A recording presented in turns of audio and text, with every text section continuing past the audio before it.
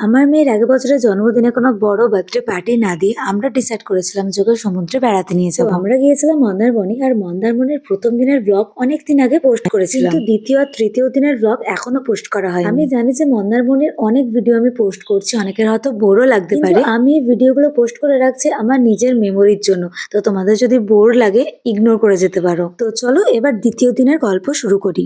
আমার মেয়ে এমনিতে বাড়িতে থাকলে ভোর ভোর ঘুম থেকে উঠে পারে, কিন্তু মন্দারমণিতে গিয়ে দেখো 8টা বাজে তখনও ঘুমোচ্ছে। ভেবেছিলাম ভোর ভোর উঠে একটু বিচে যাব, কিন্তু সে তো আর হলো না। ঘুম থেকে উঠলো প্রায় 8টা। ও ঘুম থেকে ওঠার পর আমরা চটপট করে রেডি হয়ে নিচে চলে এলাম ব্রেকফাস্ট করতে। ব্রেকফাস্ট ছিল বুফে, অনেক কিছু ছিল, কিন্তু আমি না সকালবেলা বেশি খেতে পারি। তাই আমার হাজবেন্ডের প্লেট থেকে একটু লুচি খেয়ে নিলাম, মানে আমাকে খাইয়ে দিল, আর আমার বেবিকে একটু ডিম সেদ্ধ খাইয়ে দিলাম। তারপর আমরা সবাই মিলে চলে গেলাম বিচে। বাজে প্রায় সকাল 10টা, আর ভীষণই রোদ্দুর ছিল বাইরে। গরমের মধ্যে বাচ্চার কষ্ট হবে সেটাই ভেবে বেশিক্ষণ আর বিচে না থেকে রুমে চলে এলাম। এসে মেয়েকে স্নান করিয়ে দিলাম। তারপর আমাদের লাঞ্চটা আজকে আমরা রুমেই অর্ডার করেছি। তো মেয়ের জন্য আজকে নিয়েছিলাম খিচুড়ি, এই এতটা খিচুড়ি দিয়েছে।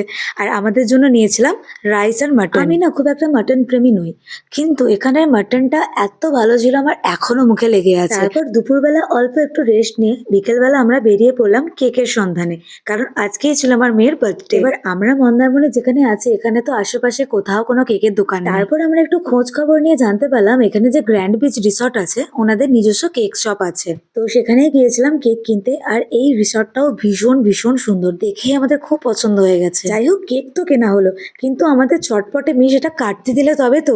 এত চটপট করছে আমরা কেকটা নিয়ে ভালো করে একটা ছবিও তুলতে পারলাম না। একটা মজার জিনিস কি জানো, ওর বার্থডে দিনে ও প্রথমবার এতটা একা একা হাঁটলো। তারপর সন্ধ্যাবেলা ও একটু ঘ্যান করছিল, তাই আর পুল সাইডে যায়নি। খুব সম্ভবত ওর ঘুম পেয়ে গিয়েছিল। রুমের মধ্যে সন্ধ্যাবেলা একটু নাচানাচি করে ডিনার করে ও তো ঘুমিয়ে পড়লো। তারপর আমরা আমাদের ডিনার অর্ডার করলাম, কিন্তু আমি ডিনারে খেয়েছিলাম ওর দুপুরের খিচুড়িটা। ও তো খেয়েছিল 2 চামচ খিচুড়ি, কিন্তু এত ভালো খিচুড়িটা না নষ্ট করতে ভীষণ গায়ে লাগছিল। রিসর্ট থেকে সুন্দর করে খিচুড়িটা আবার গরম করে দিয়েছিল, আর আমার হাজবেন্ড নিয়েছিল এখানে কড়াই পনির আর রুটি। তো আমরা মিলিয়ে মিশিয়ে এই দিয়ে ডিনার করে নিলাম।